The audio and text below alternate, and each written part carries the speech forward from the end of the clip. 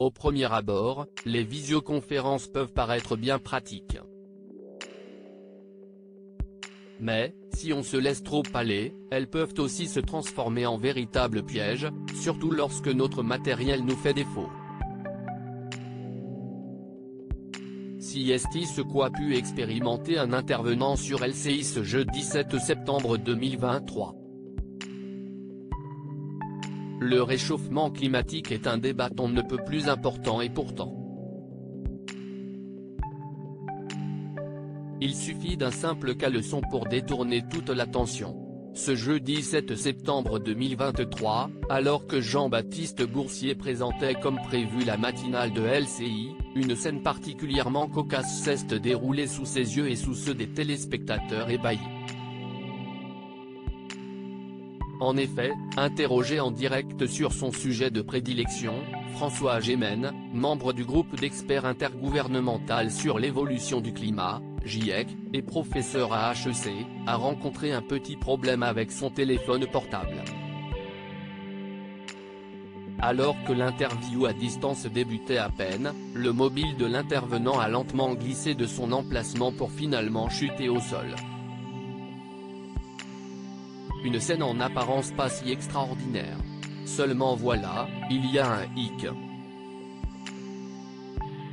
Même au sol, l'appareil a continué de filmer, dévoilant ainsi que François Gémen ne portait sous sa chemise qu'un simple caleçon.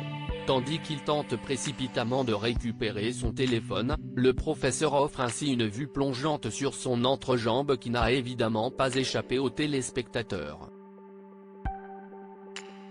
Sur Twitter, ces derniers se sont rapidement emballés.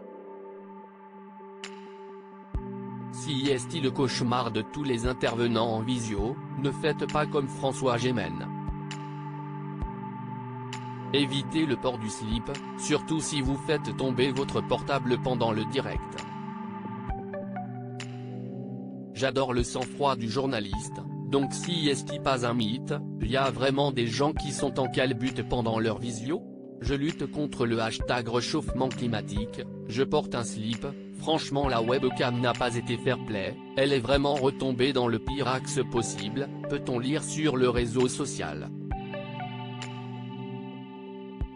Très professionnels, quant à eux, François Gémen et Jean-Baptiste Boursier ont continué comme si de rien n'était, même si le présentateur a tout de même esquissé un sourire en coin et marqué un blanc pour se reprendre sereinement.